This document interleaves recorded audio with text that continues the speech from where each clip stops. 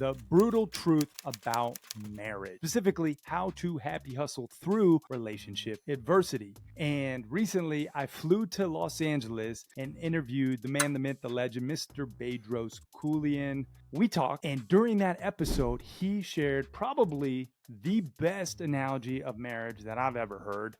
And we're going to play that clip, and I'm going to break down the metaphor. Let's dive in to this amazing analogy by Mr. Bedros Keuilian on the Happy Hustle. Do you want blissful balance in your personal and professional life? Great. What's up, guys? My name is Cary Jack, and I want to help you happy hustle a life you love, one full of passion, purpose, and positive impact. I'm a lifestyle entrepreneur, a professional model / actor, a digital marketing specialist, a podcast host, author, a biohacker, an eco-warrior, a martial artist, a hippie cowboy, and a humanitarian. My goal is to educate, inspire, and entertain you to live a life of passion, purpose, and positive impact. It is time to happy hustle your dream reality. This is the brutal truth about marriage, specifically how you can happy hustle through relationship adversity. What's up, y'all? My name is Cary Jack, and I'm a lifestyle entrepreneur. I'm the author of The Happy Hustle. I can say USA Today best-selling author, also founder of The Happy Hustle and top 1% globally ranked podcast host. And I'm also someone who does not claim to be a relationship guru by any means. And truthfully, I'm more the reporter of here's some things that are working in my life and here's some things that could work for you. So I want to share with you something that I recently heard by the man, the myth, the legend, Mr. Bedros Keuilian, when I flew to LA to interview him in his studio. And he mentioned probably one of the best analogies when it comes to marriage that I've ever heard. So let's check that out now. And I'm going to break down what it all means and actually how you can apply that wisdom from the analogy on the tail end. Let's go. When two people come together in marriage, it's like this jagged rock, and all the jagged edges on this rock and all the jagged edges on that rock, these are all the different traumas, belief systems, expectations you have of one another. Oh, yeah. The conversations that you refuse to have or don't know how to communicate, feelings, thoughts, ideas, right? Right. And so two jagged rocks get thrown into this burlap bag, and then God cinches it up tight. That's called marriage. Yeah.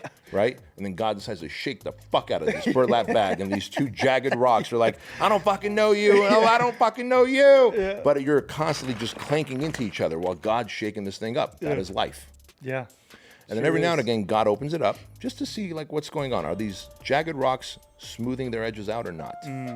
Now, each time God opens that bag up, you have an opportunity, or she has an opportunity to jump out of that bag and say, peace out, sucker, right? That is when people file for divorce. Right.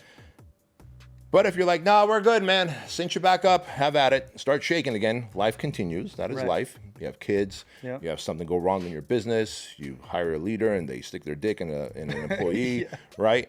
And you're telling your wife about it, and she's like, I knew you shouldn't have hired him, you made a bad decision, and you're like, I want to fucking punch you. I was trying to tell you this because you're my safe space, right? So the shaking continues, Yep. and one day God opens up that bag, and there's two perfectly smoothed out rocks that fit together perfectly. Stay in the bag, deal with the shaking of life, do the healing, the self-work to smooth out your edges so that you can be a shining example to humanity of what a good human is. So there you have it. That is one amazing example of marriage in a very visual format, an analogy that has stuck with me ever since I heard it. Now, what Bedros is talking about is these two jagged rocks, these two imperfect individuals coming together with rough edges. You know, all of our childhood traumas, our beliefs, our values, our triggers, our, unhealed past, right? And we come together, right? And then we go into a burlap bag, which he calls is this marriage container that holds those rocks. Despite the friction, God cinches it up. That bag is, a profound example, in my opinion, of marriage. It gets tied tight. You're legally bound to this person. These two rocks are jagged. They're coming together. You're trying to figure it out. Then the life shakings. That's like challenges like work, stress, kids, health, financial ups and downs, everything in between. And life shakes the shit out of that bag, as Bedros talks about. And the big idea here is the friction is inevitable, right? But how you handle it, it defines the relationship's strengths.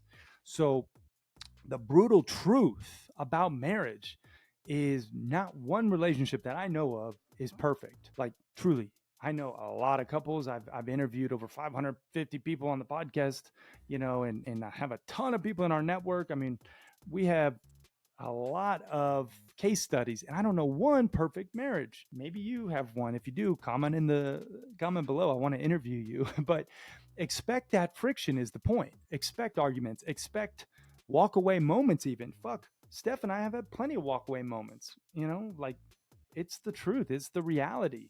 We're imperfect, we're coming together, we got rough edges. And Bedros' insight I thought was profound. It is the key is to choosing to stay and fight through rather than flee when it gets tough. Marriage is a training ground oftentimes for leadership, for patience, for growth, for revealing your imperfections, for being a mirror of truth. So that analogy has resonated so profoundly in my life since I heard it. And it's like, we got to smooth out our jagged edges so we can fit perfectly together. One of the biggest things that Steph and I are working on right now is conflict resolution. Bedros talks about women are more emotional when they get angry or when adversity arises, and men get angry when adversity arises, right? So we got this emotion versus this anger. I even think about it like this: you have emotion oftentimes as a result of any adversity, and then we need to choose to respond with logic, not in a reactive state. So respond, don't react is my kind of like inner moniker when adversity arises. And how you do that is conflict resolution tactics. So that's what Steph and I have been working on greatly. But I want to share with you some of these other happy hustle hacks that Bedros mentions in his other work that I think can help marriage. And, especially as an entrepreneur, like happy hustlers out there, we're getting after, we're building something that is very important to us. It's also increasing our income, our impact, and the stress as a result. So you need to think, when you're a happy hustler, really creating a dream reality, like some of these happy hustle hacks can be there to support you. So it's different than just working a 9-to-5 job, is my point. When you're an entrepreneur, you have more stress. Oftentimes you have more riding on you. You only eat what you hunt. You're getting after, you're building something that relies solely on you and your team, but you as the leader. So think about these happy hustle hacks and let's dive in. So number one, set non-negotiable standards together. So Bedros talks about discipline, like it's a core relationship standard: respect, honesty, sometimes like screen-free time in bed, going to church on Sundays, whatever those disciplines are, set those standards. And then the actual takeaway is schedule standard sessions with your partner this week, write them down, revisit monthly. So one of the best things Steph and I have been doing lately are these family business meetings. We have a whole template. If you comment below or you just want to email us, Cary@thehappyhustle.com, I'll share it with you for free. It's literally just a family business plan template that we meet. We typically do it on Sundays, but you could do it once a month. If you want to do it more regular cadence, you could do it on Sundays. But yeah, that has been a game changer because we get clear on our standards. We also rehash what's working, what's not, what do we need to prioritize change. So that's the first happy hustle hack, is set those standards together.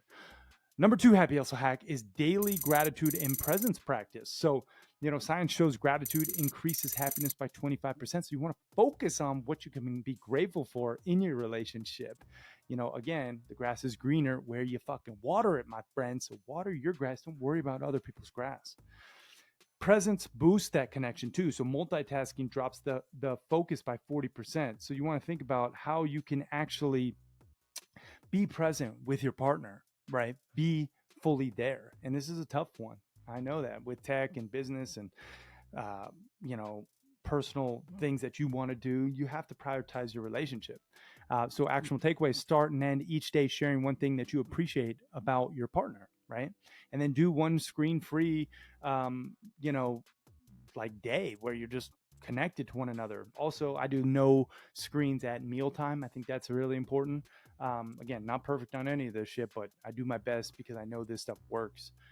All right, number happy hustle hack when it comes to your marriage and showing up and being the best version of yourself, and that is show up even when it's hard. So love isn't just for the good times, right? It is showing up during the chaos, building that resilience. My buddy John Gordon and Catherine Gordon wrote an amazing book called Relationship Grit. Highly recommend checking it out. Our divorce rates are upwards of 50+% nowadays. And yeah, sometimes it does make sense to get out of a marriage if it is not really serving you. But I feel like more times than not, people are lacking relationship grit, and you need to freaking saddle up and cowboy through it. Because you chose to make that commitment, especially if you have kids. Like, not every day is going to be perfect. You're going to have fights. You're going to have adversity. You're going to have walk away moments. Choose not to walk away if you can at all help it. Actionable takeaway here is when tension arises, pause and ask, how can I show love right now? Instead of walking away, how can I empathize? How can I reflect on my wrongdoing? How can I take freaking accountability, right? That is huge. And then another bonus happy hustle hack here is fight, don't flee. So conflict, again, is inevitable. Avoid those escape patterns maybe that you have built, and build rituals for repair instead. Like, have a cadence. Steph and I, we use this 10-minute like buffer. So when it gets really heated, we do our best to give 10 minutes of space, and then we get to solving the problem. So that way it doesn't linger. Have weekly, obviously, relationship dates where you have that date night, monthly getaways if you can, check-ins after conflict. But an actionable takeaway here is commit to one weekly connection ritual that feels good for both of you, right? And one thing that Steph and I have done with success is our monthly love calendar. I've talked about this in the past, but really quantifying where you're at each day with your love score. And we have a whole podcast episode on this. I'll link to it afterwards. But if you want to go deeper into like actually managing and measuring your relationship, I highly recommend the love calendar. So the call to action and closing remarks here are simple. Like, stay in the bag, deal with the shakings of life. As Bedros said, resilience is built daily by choosing to happy hustle in your marriage, in your relationship, through the adversity. And I challenge you to, create those habits with your partner that build that trust, that loyalty, that love, and ultimately that presence, so you can be the 10 that you seek. One of our guiding principles in our Happy Hustle Club is, if you want a 10, you got to be a 10. So right now, ask yourself, are you being the 10 that you seek? I'll leave you with that.